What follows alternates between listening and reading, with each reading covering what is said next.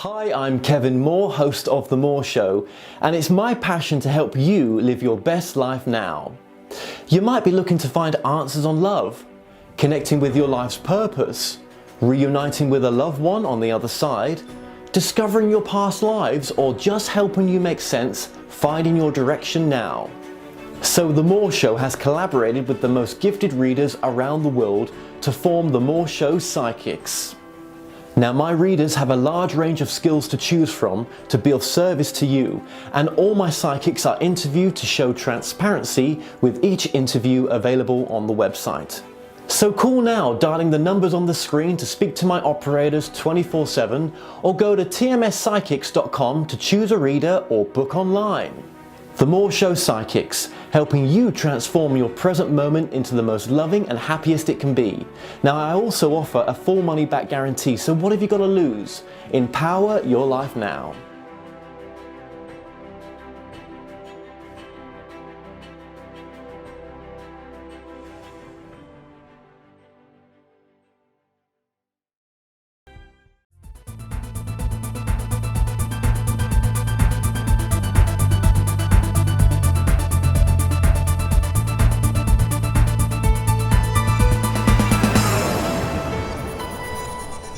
Broadcasting from the UK and across the world online. You're now watching The Moore Show, and I'm your host, Kevin Moore. Now, for the next hour, I'll be covering subjects that will open up your mind and provide you with information you may have never heard before. Now, on today's show, I'm about to be joined with my guests, Pia and Cullen Smith. Now, both Pia and Cullen have accessed parallel dimensions since early childhood. Pia and Cullen are interstellar communicators, bringing forth the voice of Laarkmaa. Now, this requires their combined energies to do this. Now, stepping away from their traditional careers of clinical psychologists and forensic anthropologists, they have dedicated their lives to bringing the wisdom of Laarkmaa to the world. Now, Pia also provides astrological readings called Pleiadian Earth Energy Charts, which describes a person's personal energy to help them navigate and fulfill their purpose here on Earth. Pia and Cullen Smith, welcome to the show. Thank you. Thank We're you. excited to be here. Thank you for letting us participate with you on this program. Guys, it really is my honour to have you both on here, and you'll be coming over to the UK soon, and you're going to be in the documentary that I'm working on called They Call Us Channelers, and I'm just blessed to have you both on to that documentary. And currently, right now, you guys are in Mexico, but you're making your way over to the UK because you're going to settle down in Europe, of all places. Yes. Yes, that's the plan. We've yes. been looking forward to this change for many years, and we're finally going to achieve it. Yeah, see, I was saying this on the phone with you when we first spoke. You know, I wanted to go to the US, and you're wanting to go to Europe. But you know, you found there's people that resonate with your teachings. Is quite big in Europe, especially in Russia as well. Yes, that's right. Yeah. What do you ever think as to why that is? Why your particular channeled information is more popular in Europe than it is in America? Well, we have several theories about this. One of them is, and I think we discussed this with you when we spoke with you, about if information comes from without, if it comes from somewhere that isn't resident where the people or the channels are speaking, there seems to be more popularity that it's coming from some other mysterious area. And I think that is a great part of why we're more popular in Europe. Russia, the Russian people have a great history and awareness of interstellar participation with their culture.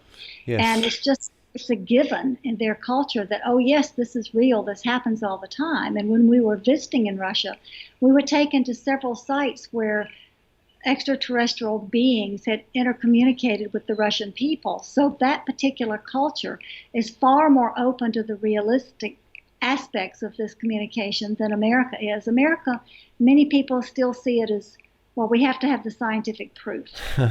Yes. We don't have to have the scientific proof. They have the science, but they have the the history also that adds it together for them. Are you guys ready for the cold temperatures?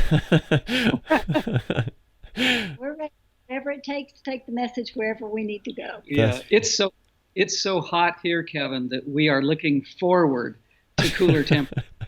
Well, I suppose you can always go back over to Mexico if you want a break, do you know what I mean, from some of the colder weather. But yeah, I understand. Sometimes it can be so hot, can't it, that you don't want to go outside, and you need AC wherever you go, and you think, well, how did we used to survive without all this? But yeah, it's very warm where you are right now.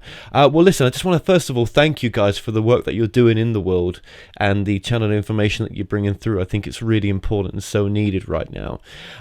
We've got lots to talk about. We've got 51 minutes to fit this in, but we're going to do it. We're going to do our best. Okay. So to begin with, like any good story, let's just have a little bit of background about you both individually. Pierre, if you want to start with yourself, you've always been very open to spirituality, and you've always had visitations, would you say? Yes. Starting when I was a very young child, I had people coming into my bedroom at night that I didn't know where they came from, but they took me to magical places and they shared things that I thought were wonderful, and I didn't understand why anybody else didn't see them. And I talked with the fairies, and I had the angelic kingdom talking to me. So I've had communication from many, many different realms all of my life. The one that struck me the most as an adult was Mother Mary, when she literally knocked me off my feet.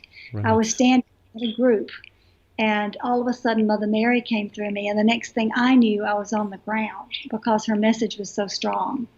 And that was sort of an enlargement on what had been happening to me all of my life. And it grew when Lartma came to Cullen and me. It just sort of expanded more and more. And Cullen calls me a receiver. Although to bring forth Lartma, he has to be a receiver too, because that particular Pleiadian energy comes through both of us. Okay, absolutely, yeah. And was there much spirituality in your family then? Was the parents quite spiritual? Were they quite religious? What? A great big difference between spirituality and religion. Of course. My birth father was extremely religious. My birth mother, was very open to possibility. She always told me I came from the stars and that I could do anything I wanted to. It's beautiful. So I had a real mix of opening to spirituality and a lot of religious dogma, which I said, wait a minute, this doesn't make sense.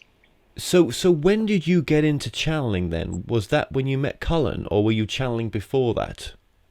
Well, except for the one time that Mother Mary came through me and I was channeling to a group unexpectedly, with the exception of that occasion, I would say it really opened up when Cullen and I came together. That's when all the doors and windows flew open. Okay.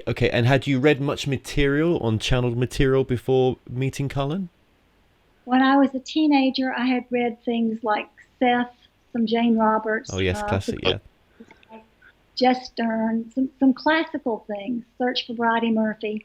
And then I stopped. I completely stopped reading. I had not read anything else. Okay. And that didn't do at all. So when you met Cullen, just prior to that, were you retired at the time that you met Cullen? No, I was a fully practicing psychologist, clinical psychologist. So you was fully practicing psychologist, yeah, okay. And you can see that having that psychologist background has really helped you with the way that your work's gone now. I would say that everything I have done in my life has been a stepping stone for what I am doing now. Every aspect of everything I have done has helped me do what I do now better. Yes, absolutely. Thank you so much for that. And Cullen, to yourself, sir, just tell us about your background as well, if that's okay. Well, I think Pia and I actually, I'm including her, even though this question is for me. I think we were awakened when we were born. I don't think we forgot all of the things that humans are supposed to forget. I think we continued using the knowledge and the wisdom that we had gained prior to this lifetime, because we were so connected to other beings and other realms that it was a continuous loop, I think, for us. One of the interesting things that happened to me as a child was when I was approximately 7 years old, I woke up one morning and I knew I had to grow a garden, a vegetable garden. I had no idea what to do, how to do this. Yeah. And I asked my parents to take me to a garden shop and help me find what I needed. And we filled our station wagon filled with all the materials. I came home, and within 2 days, I had a garden probably the size of a hectare, not knowing what I was doing. And within days, not weeks, Yes. all of the vegetables were growing, and they became 2 or 3 times their normal size immediately. And I feel that was my connection with the David Kingdom. When I heard 30, 40 years later about Findhorn, I realized that I had a Findhorn experience at that early age. Absolutely, for sure. And I think it's really interesting what you just said there as well. Really interesting, the words that you used, where you was already awakened. You had both already awakened at that young age. You were born in awakened, in a sense. Yeah. Yes. And that's pivotal to what we're going to discuss later on. I think that's pivotal to the connection, the dots between a lot of the channels out there, and why we've come here to awakened. I mean, it would have been easier for some of us to have been asleep, right? It's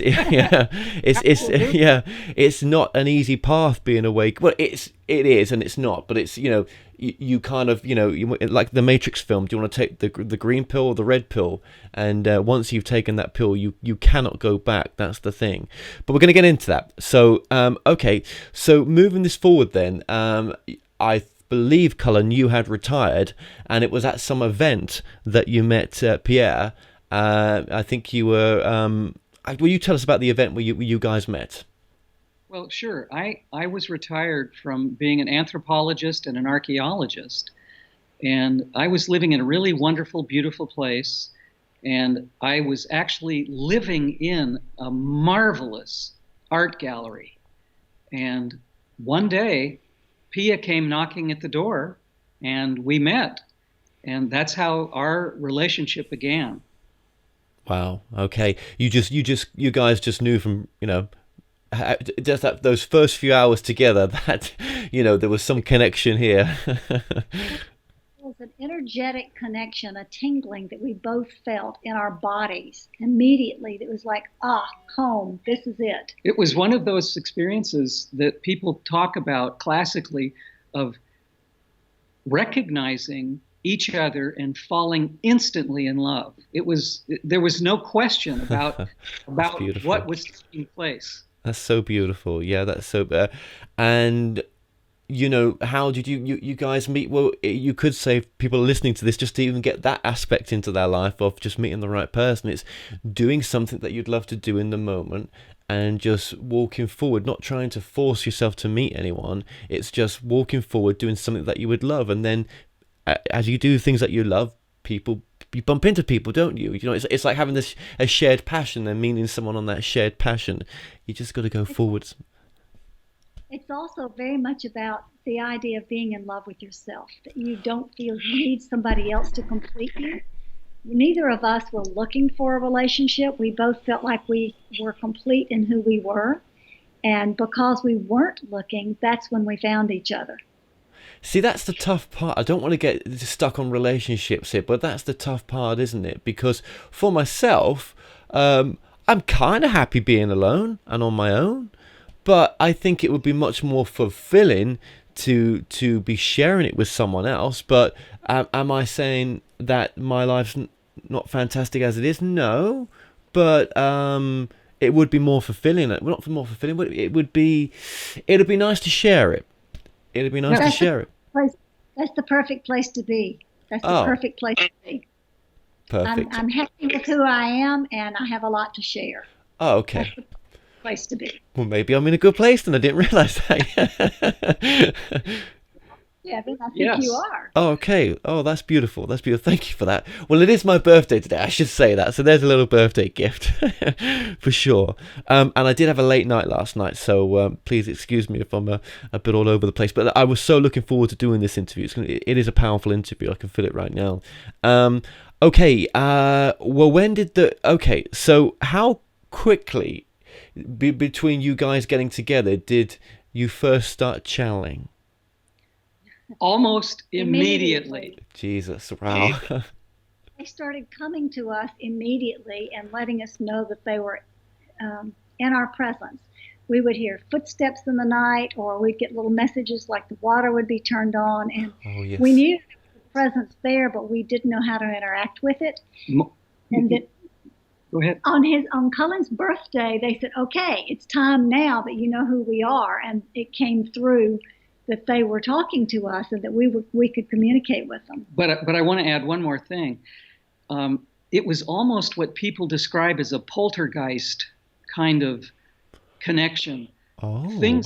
Furniture moved themselves around in the house.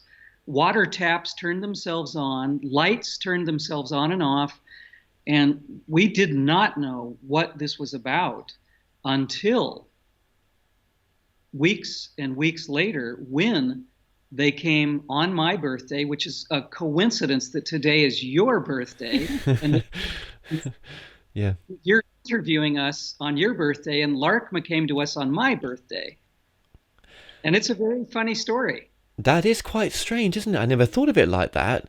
Well, I wouldn't have known, would I? Wow, yeah. Oh, okay. Okay, so Laarkmaa, is it a group or is it a single being or a group of beings? It's a group. They call themselves One of Six and Six of One, and they explain that by saying we are one unified group who holds 6 individual members, much like you would call a family. But they are, sometimes when their message comes through, you can hear a different tenor in the voice. Yes. I have to say, when we first began this, Cullen and I were speaking simultaneously. And we discovered because the message come through to us simultaneously, so the words would pour out of us simultaneously. Wow. We discovered quite quickly that confused the audience. When people were listening to us, they would go back and forth and watch us and lose the message completely. It was a little bit like watching a tennis tournament at Wimbledon. People looking back and forth. So Lartma put a stop to that and said, we're going to choose. And Pia, your voice resonates with our energy. So while it takes both of you to bring through our message, we will use your voice only. That's incredible. Oh my gosh. Okay. So, and this is unusual as well. You guys, in the sense of you having to both be together to draw that energy in, and the trust that you guys gave yourselves to do that as well, because you really got to strip the ego to be doing this kind of stuff, especially with you both coming together. Yeah, I mean that's different, right? Well, that is part of the uniqueness, Kevin, of how we do what we do with Laarkmaa. They made it clear to us in the very, very beginning that this would be both of us. We have to touch. We have to be holding hands in order for them to speak through us. We have to be together completely. Wow. And what they explained to the public about this was Pia and I mean, this is humorous for us. They embarrass us in public quite constantly. We are absolutely opposite in our outer personalities. We are 180 degrees divergent. And they said they chose us. They chose us for this reason, because we cancel out each other's egos. We cancel out each other's personal viewpoints so that the message that comes through is clear. And pure. And pure. It can't be tainted by my filterization or Cullen's filterization, because it's coming through both of us simultaneously. So what they explain is that they use the libraries of both of our brains to access human language so that they can speak to the public, because they don't have a language like we humans do. They communicate directly, telepathically, in musical and mathematical energies. Wow. there's a lot of wows here right now. This is so interesting. This is so amazing, and this will give permission for other people watching this as a couple as well, if they feel that this is the better way for them to connect and see if something wants to come through as well. This is really, really beautiful. So the Pleiadian star system, I've been told that there's potential 750 suns in that cluster. So there's lots and lots of, space and potentials for physical beings and non-physical beings to be there, and this is a group of non-physical beings. Yes, they are non-physical, but one thing we should add is they come from a star system far away from the Pleiades, but they're using the Pleiades as a star base because it's close to where they're working with humans on Earth, and because they resonate and energetically connect with all the Pleiadian energies there. So they call themselves Pleiadians, but they're Pleiadian by environment more than where they come from. They come from a distance far, far away. Yes, and I think something that's interesting with your channel as well is, it's always we're channeling them, but there must be a time when they would like to channel us as well. Oh, Kevin, you have hit on a very, very important aspect of this combined communication. They want to have a dialogue. They want to have a back and forth communication, not just the wisdom that they have to bring to us. They want to grow. They are absolutely interested in their growth as much as watching us grow through their help. And one of the things they're interested in is that we have human forms, we have physical bodies, and that the body itself carries consciousness. And yet most humans aren't awake or aware that the body itself is a conscious being. Every cell within the body is conscious. And we don't pay attention to that. And they are continually telling us, pay attention to your body. They don't have bodies. They can't work through their bodies. So they need our bodies to communicate at a deeper level. So it's really an important gift for humanity to recognize that while we're on Earth in human form, even though we may be going through discomfort, suffering, separation, all these experiences, it is a real gift to have a human body, and they emphasize that quite a bit. And I want to add one more little thing about that. They have made themselves physically apparent to us on many, many occasions, and they have taken specific physical energetic bodies that are amazingly non-human or human-like, and we could tell you stories that would tickle people's attention. They're shapeshifters, basically, and the one thing we'll say that is consistent about them is that they are always in wave motion, very fluid, and they always have the color blue into whatever shape they shift into. Yeah, that's. Yeah, and the blue color as well. That's pretty unique. Okay. And how quickly was it then that when the book started to come out? When you first started doing this, how soon from when you started channeling to when you actually started to do the books as well? Well, we spoke to a very, very tiny group of people for the first time, about probably several months after they came to us. And then we began to talk just to that group. And they asked us, would you feel comfortable speaking to larger groups? And we had to look at each other and go, well, yes, we would. But that was a big leap. That was a big leap for us. And I will tell you that Pia, being a clinical psychologist, telling people in public that she's hearing voices in her head was a bit of a leap for her. Luckily, I had a very supportive community of psychology around me, and they all trusted my integrity. So when I told them this, they were interested and open to it. But I did step away from the field of psychology because this became our total career. So we switched. But back to your question, the books came after we started speaking to groups. Once we had begun speaking to groups, then Lartma said, all right, now will you write a book for us? Now will you do that? So probably within would you say 2 years Mhm. of the beginning of actually contacting them or them contacting us, we started the first book, and we used dialogues from those original meetings From recorded information Yes. to use for the information for the first book.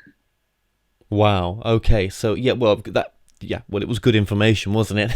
That came through.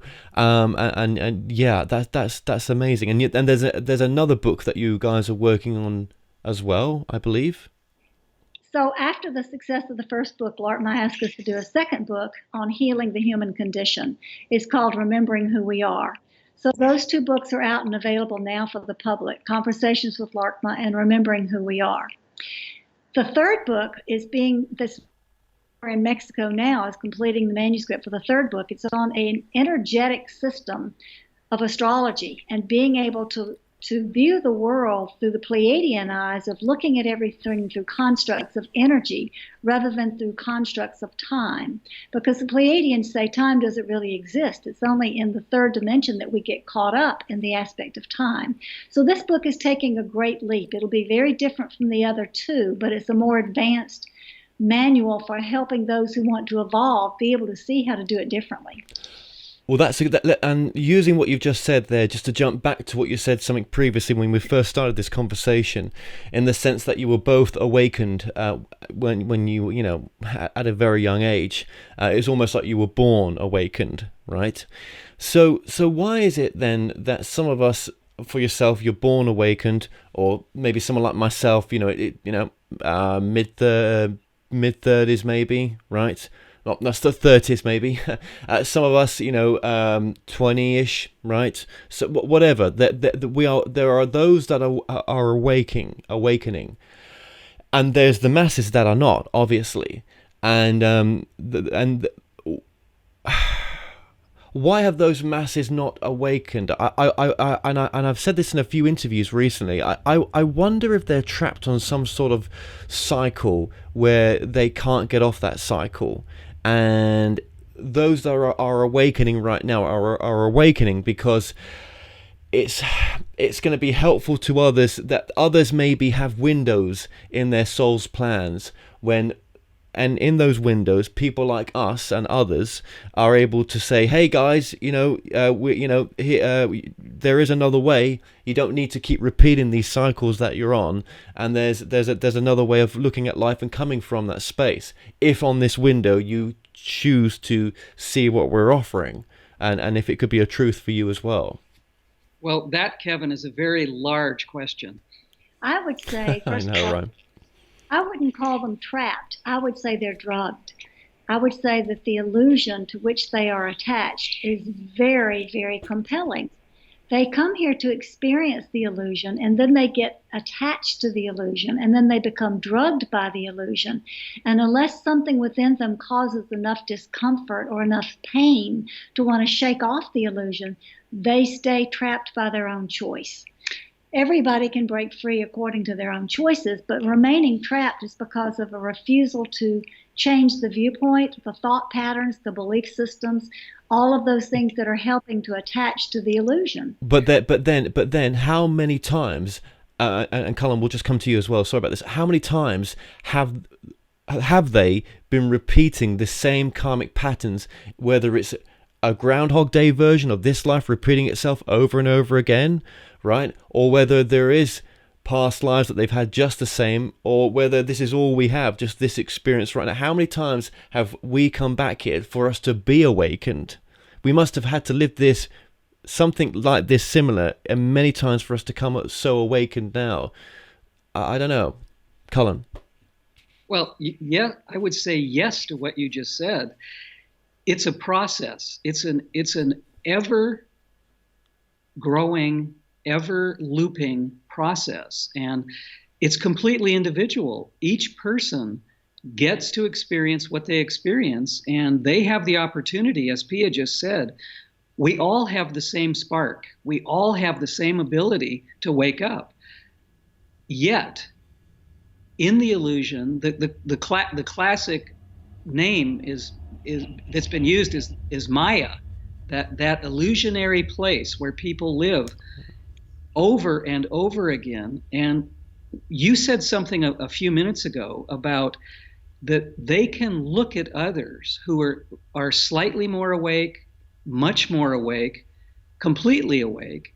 They can look at them and say to themselves, oh my gosh, there's another way. There is another possibility for me to do things differently, which connects to what Pia just said about people can wake up at any moment. And I think the only thing that those who are more awake than the masses is simply to teach by example, not actually telling people that they must change or that they have the opportunity to change. They simply can look at others and say, maybe I can be like that. Maybe I can change, and maybe my life can become a little bit more easy, a little bit filled with more flow. And I think so the awakened ones can simply teach by example. And I think that is absolutely the best way for this to make a massive change. That's so important. Sorry, go ahead, Pia. Sorry. Point to add into this whole interplay of this conversation, and that is that Lartma tells us there's no such thing as past lives and what we perceive of as having done this before on the loop. They say that everything is happening simultaneously. And at this particular moment of energy where we are gathered together on this planet, the veils are thinner and we have access to being able to reach through the looping patterns that are happening in what we perceive as other lives. There are actually other dimensions of one life. And as we become more aware of the other dimensions of ourselves, we can integrate them and we can stop the karmic pattern. Okay, so as I have 5 fingers, there's the one soul there in the palm, and I've split myself up into multiple versions, and even more than that, maybe 1 trillion versions of myself. So there's multiple versions of you guys out there having the same conversation with me in real time right now, but just a bit or slightly different. There's something different about the universe you're in, the clothes you're wearing. There's something different that makes the texture of the experience different for the soul when it takes it back home. Yes. And we are experiencing crossover between those different dimensions on a daily basis. Cullen and I very often will have something happen and we recognize that it didn't happen that way in the next moment or the last moment. There's something different about it. It's instead of being sequential, it's all happening at once, and we're getting glimpses, all of us, not just the two of us, obviously, but we're getting glimpses of what people would call deja vu or memories of other existences. And one thing Laarkmaa really likes to help humanity with is the idea that the lives are not past, they're parallel. For example, we put something down in a specific place, and I will say, look, Cullen, I put this right here so I don't see where it is. Right. And he'll say, yes, I see it. And then we'll go back to get it later, and it's not there. It's gone, completely gone. And then the next day, it'll show up right where we left it. So we know that time is becoming what Lartma calls liquid time. It's variable. But that means you're shifting. You're shifting, and if you're shifting because you're constantly creating new realities for yourself. Every decision that you make, or heartfelt space decision, or whatever it is that you choose to do, it has an effect that you go to a different reality, but you've slipped over, as they call it, New Earth. It's not really that. It's more of a parallel shift, isn't it? It's a dimensional shift. But okay, yeah. It's really complicated stuff in some respects, what we're saying, but it's not. It's the next evolution of framework that we're discussing here, I think, which is the framework that other people are bringing out right now, more and more. So, I've said this in other interviews as well, as a soul, I had complete free will to come down and choose the life I wanted to. If there were higher beings above me, they never stopped me. They maybe advised me, but they never stopped me going down the slide. I was allowed to go with free will and create as much devastation or goodness as I wanted to in one respect. Yeah. So those that are not as awakened as we are, and there's nothing wrong or right about that, because think of the soul contracts that those people are having right now with each other, the unawakened ones. But still, at the same time, even though there's soul contracts and there's beautiful things being learned, right? And it all goes back to the Godhead, if you want to call it that, or however it works, right? It's all value, right, with no judgment. But still, we chose, knowing that there's value in those soul contracts, what other people are going through, we still chose to come down here to shine a light to help people awaken without being a messiah to do it. I've got no messiah complex to do this work, right? I hope not. So, because I think really deep down it's the thing of, well, if we do help them awaken, then it's a joyous experience for us. If we don't, it's still joyous, because look at the soul contracts they're getting out of each other. But there must have been something different to us to them that made us realize that, you know what, this could be better. They don't need to be doing these soul contracts completely on loop like they are. There must be a better way for everyone, because maybe our souls want to go on to something better, but we're not. And that's why we've come down here to awaken. That's why you're channeling the group that you're channeling, because then there needs to be a time of awakening, maybe. One of the things that Lartma tells us is that we need to get away from linearity. And there are many people out there who are saying, well, we're moving into the fifth dimension. And Lartma disagrees with that. They say, no, you're not moving into the fifth dimension. You're moving into multidimensionality. And if you focus your consciousness and awareness on fifth dimensional only, then you're limiting your expansive abilities. So they continually tell us it's multidimensional, not going to the fourth, going to the fifth, going to the sixth. Get away from linearity. We have learned from Laarkmaa and other sources that there is a definite connection between dimensionality and our DNA. The scientific information yet available still says we are only using 2 strands actively of our DNA. Well, we have a different viewpoint than that. We believe that we're able to use all 12 strands of our DNA, which allows us dimensional access to other realms. And that's what our book that we're working on right now is all about. It's being able to access those other realms through the 12 strands of DNA, opening up to other dimensions. When we listen to current science telling us that we only have 2 strands available and that the rest of it is junk DNA, we have to laugh very heartily, because there's no junk. That misconception is telling us how absolutely archaic our science is compared to the availability of cosmic or universal science. So we have great humor about what we're being told that is disinformation. Yes, absolutely. But why do you guys think that you chose to come here awakened compared to the masses which are choosing to come here asleep?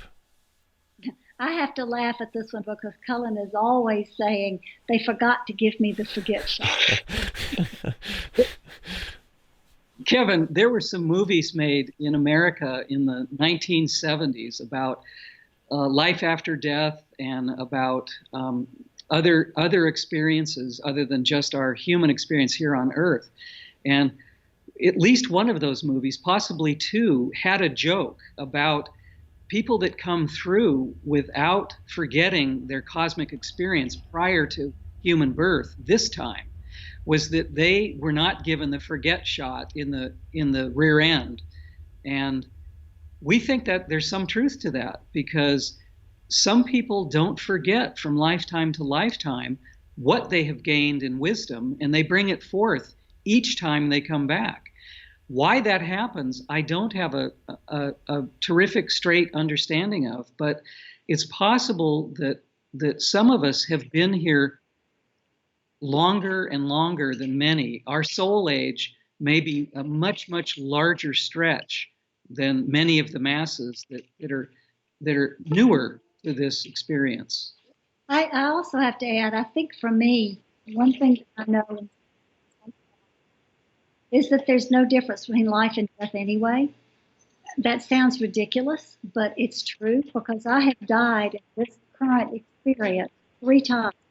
I mean, I have scientifically documented evidence that our brainwaves completely stop for long enough that it would say life has ceased completely and there will be no return. I have died 3 times. And I know that the veil between life and death is so thin that I personally can pop in and out of them, and I do on a regular basis. So I think that relates to my coming here fully awakened in order to be able to help. Part of my mission is to help people understand that death is not such a scary thing. It's just a different aspect of who we are. So that's part of the reason I believe I came fully awakened. Yeah, and you think to yourself, well, if this is a holographic universe, as some researchers are pushing towards now, and there's more and more of these books coming out. I've got a holographic researcher coming on just in a few weeks, actually, a lady from the UK. And you think, well, if that is the case, well, have I already crossed over? And this is just a reflection of some memory. And if so, why? Why have I come? Why am I here right now? What for what? So, I mean, there's so many ifs and whats, right, and buts, and I know I'm going quite deep here compared to what, some of the surface level of the channel material that you bring through is, and we'll get to some of the easier stuff, but it just makes, I don't know why I'm going down this road. I suppose maybe it's to help anyone that calls themselves a light worker to just see it from a completely different perspective with the work that you're doing. Yes. And that brings up the topic of, are we dreaming what we're experiencing, or is this the dream that we're not really here and it's a dream from another timeline? What you just brought up, Kevin, is really important, because I'm not sure we can discern or know where we are exactly, if that makes sense. And when you're talking about the holographic experience, yes, I think it's really important to add in, Lartma does not call us light workers. They said, you're not light workers, you're light movers. You're here to move light into places where it needs to be. So that relates to your saying, what if we're just reflections? That still is reflecting light to where it needs to be. Absolutely. And I guess just thinking about logic, the reason why I'm mentioning this, because, it's because why are we different to the others in some respects? Why is there understanding not able to go in this direction, even want to consider it, and just go with the ego where it just poo-poos it? Why are we so on extremes? Yet, both of what we're coming from, and people like us, is love in a sense. That's the core answer in all of your work. And empowerment as well. That's another core message with all of your work. Giving your power back. It's just, I guess I've interviewed a lot of people, and even as the host, my thinking is completely changing right now. But not to the point where I'm not able to still interact with people. Not to that point, but just, for those who, I don't know, maybe it's because I think, I've interviewed so many people that I'm like, there's another framework. I know there is. It's more than this. It's so much more than this. It's more than what your books say. It's more than what the near-death experiences say. Not your books, but I mean books in general. More than what the near-death experiences say. It's more than even what the channelers are bringing through. I think it's more than that. But, it's, but we can get lost though, can't we? Because we need to be here now though as well, don't we? Perfect name for expressing this concept. Thank you. Yeah, well, maybe that's the reason why I chose it. Okay, well, let's bring your work down to groundedness, because that's important as well, because there's people, that some of your work will resonate with, that and that's what's important. If a little bit can resonate with someone and it can help them, that's so important. So, for people just struggling with day-to-day stuff, how does the work help them in that sense? I would say one of the key principles that can help anybody who's listening to this is Lartma's viewpoint on emotions, because we are all very feeling beings. We feel everything passionately, deeply. And they make a complete distinction between our natural feeling state, which is love, joy, trust, compassion, bliss, happiness. That's our natural feeling state. The emotional state is the feelings that are uncomfortable. The pain, the sadness, the grief, the anger, the jealousy, the frustration. Those are all the negative ones. Their viewpoint on this is that the reason we have those emotions is a gift, because they are signals or signposts to tell us there's nothing wrong in the outer world. It's within you. Change how you're thinking about this situation. So anytime we have a feeling, an emotion that is uncomfortable, it's a signal to look at, how am I looking at what's going on? What do I need to do to change my viewpoint? And sometimes the viewpoint is just as simple as, well, you're in the wrong relationship. Pay attention to the signs in front of you. Get out of the relationship, and the emotion goes away. Or sometimes it can be more subtle, like, I continue to believe such and such, which isn't really true, and I need to change my belief systems. But I think one of the core principles that Lartma would like everybody to know is that emotions are signposts for interchange. Right. Okay. Thank you. And then Cullen, thank you so much for that. And Cullen, coming to you as well, about well, the book also talks about the power of thought and intent. That's an important part as well, isn't it? It is. Actually, in what Pia just spoke about, our thought forms are amazingly powerful. People don't understand that if they broadcast negative thoughts, it's not just affecting them personally or emotionally. Those thoughts are echoing out. They're rippling out to every other person in their environment, everybody on Earth and beyond Earth, rippling as far as they can possibly go. And that connected with tonality, how we speak. If we speak with unpleasant tonality, if we blame people or we accuse people or we say things in a not loving manner, that affects every ounce of energy within us first, but also out. And so intention, thought, and tonality are a huge component or components of how we affect others. And that is part of the big picture about, are we going to choose love or are we going to choose fear?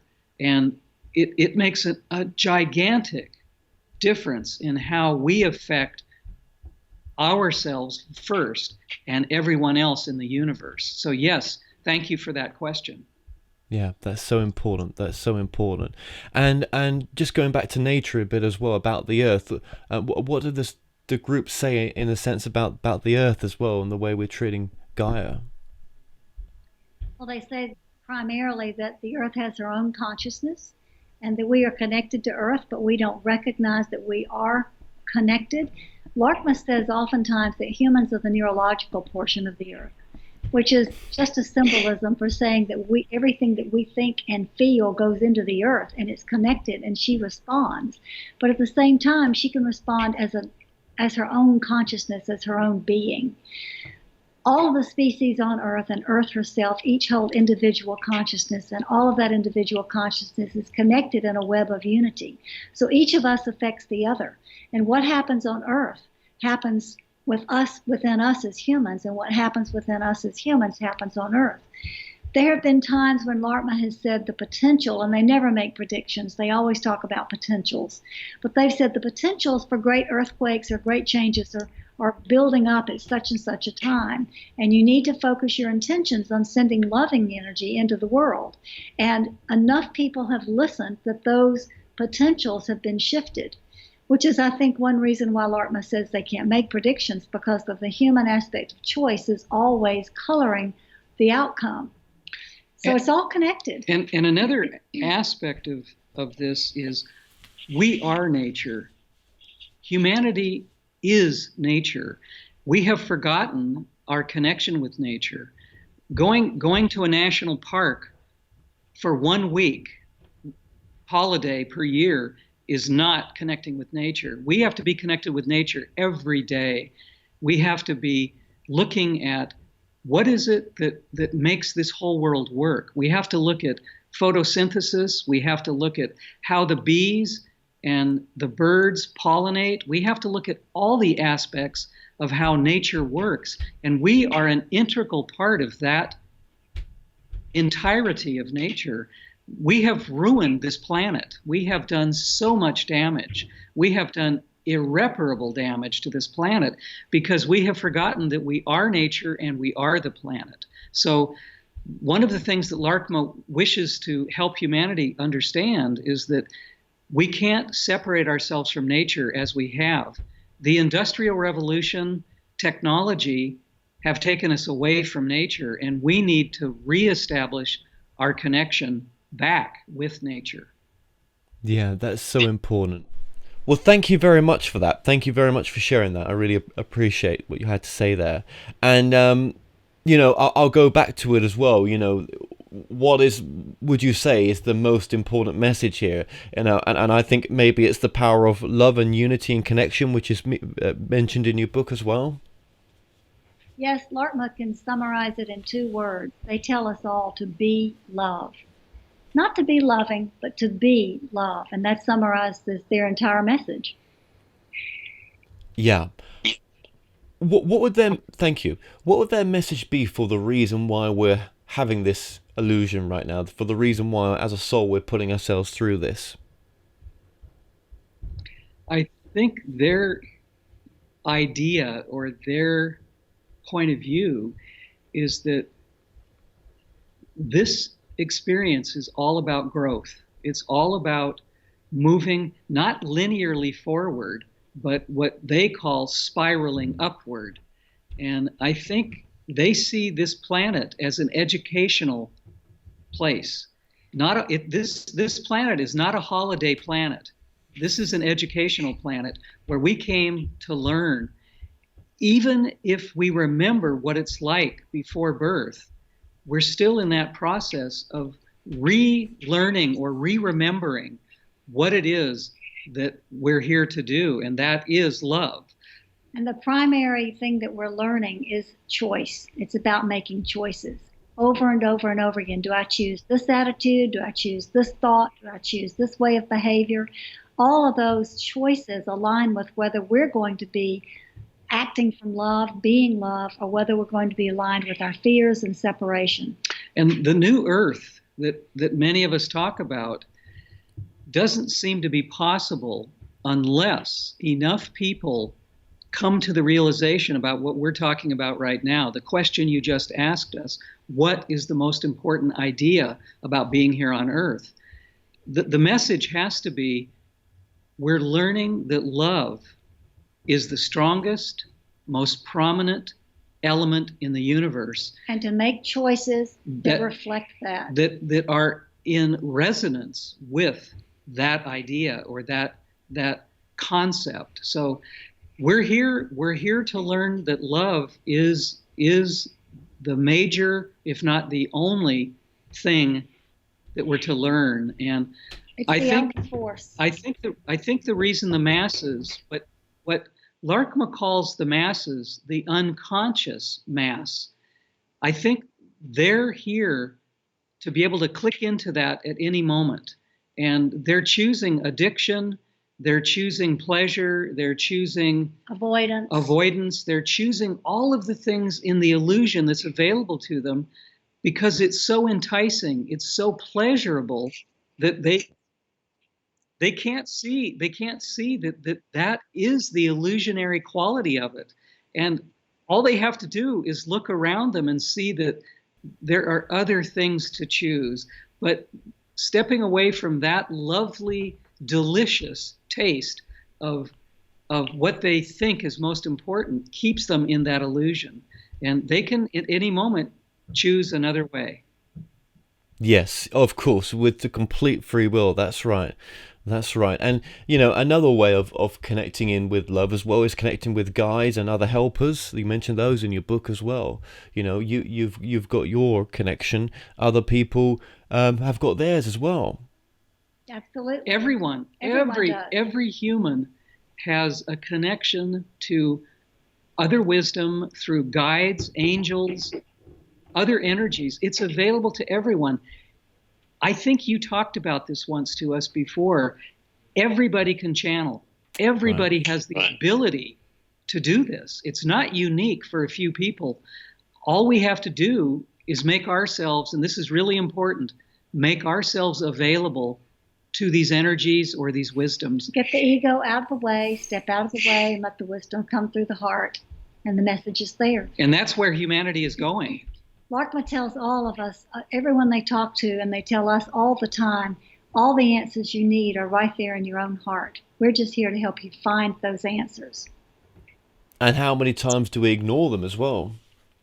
Most people ignore them all the time because it's a little weird or they're not comfortable with it, or they're afraid somebody's going to criticize them.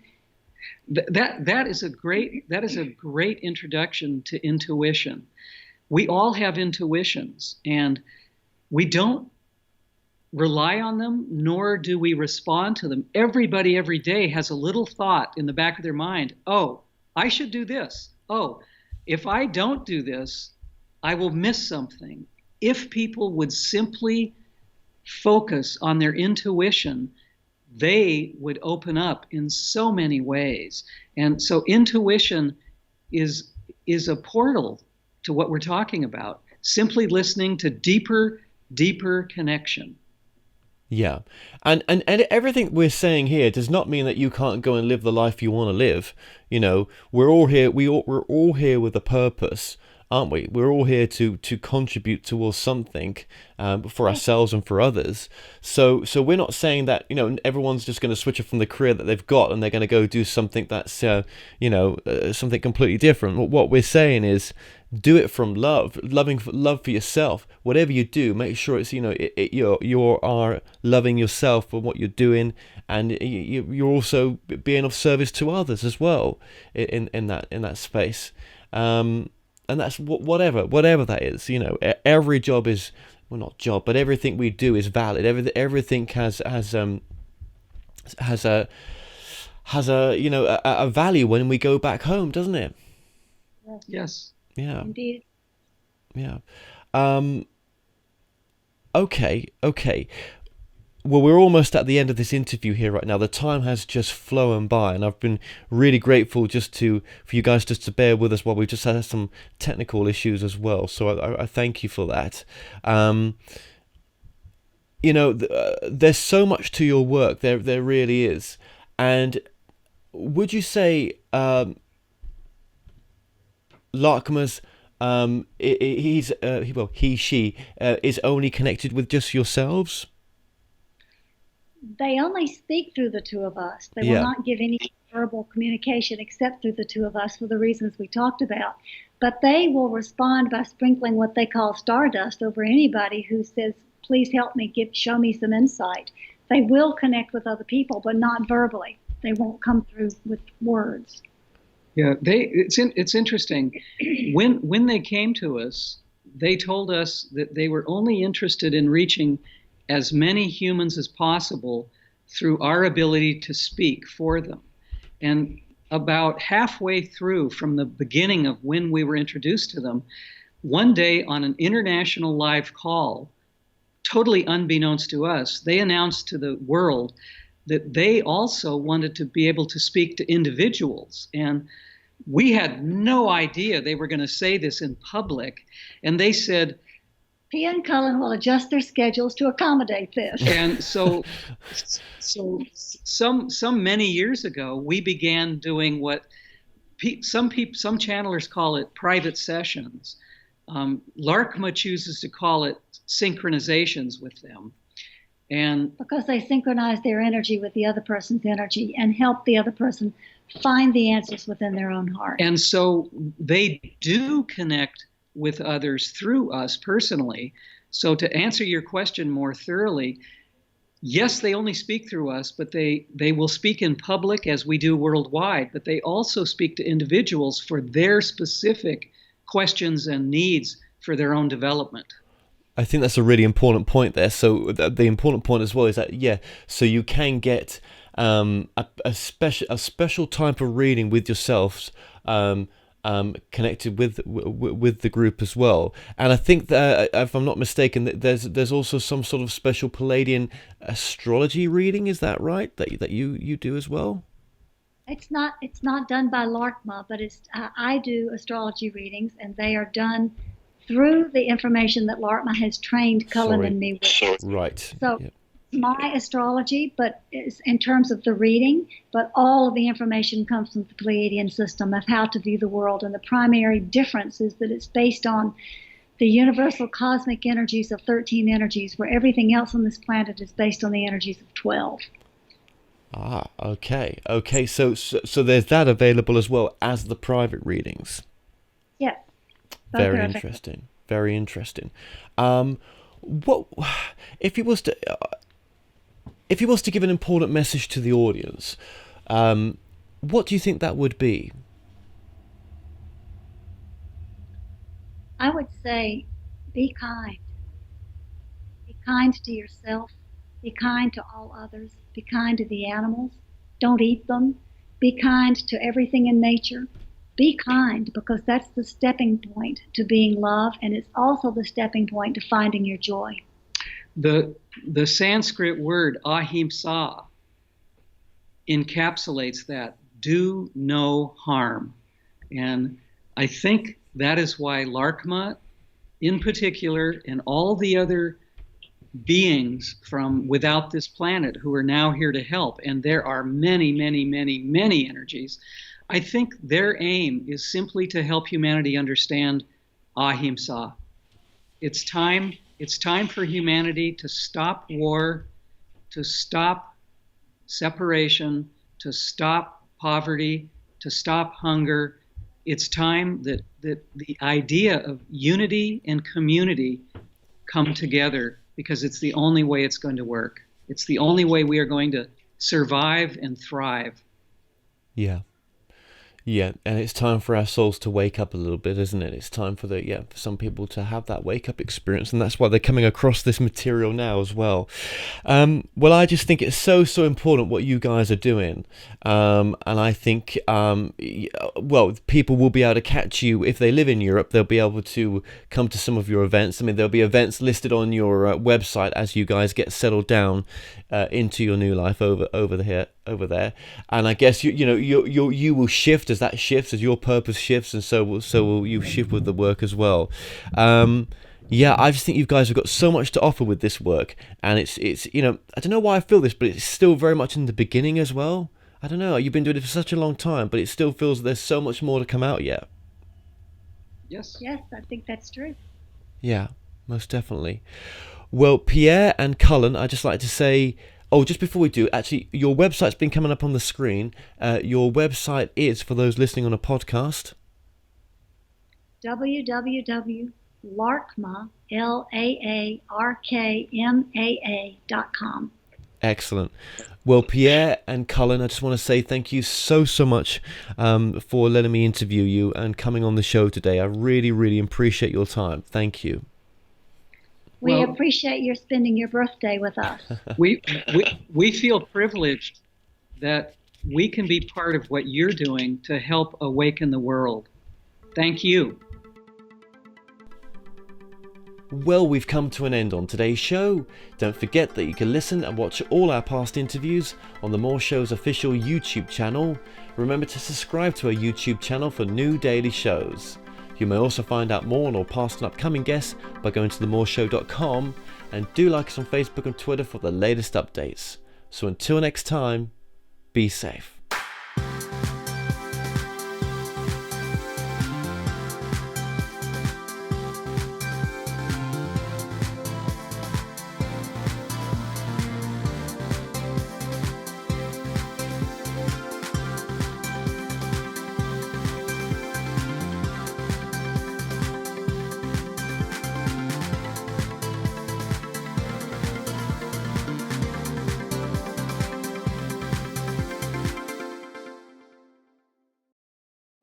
Hi, I'm Kevin Moore, host of The More Show, and it's my passion to help you live your best life now. You might be looking to find answers on love, connecting with your life's purpose, reuniting with a loved one on the other side, discovering your past lives, or just helping you make sense, finding your direction now. So The More Show has collaborated with the most gifted readers around the world to form The More Show Psychics. Now, my readers have a large range of skills to choose from to be of service to you, and all my psychics are interviewed to show transparency, with each interview available on the website. So call now, dialing the numbers on the screen to speak to my operators 24/7, or go to tmspsychics.com to choose a reader or book online. The More Show Psychics, helping you transform your present moment into the most loving and happiest it can be. Now, I also offer a full money back guarantee, so what have you got to lose? Empower your life now.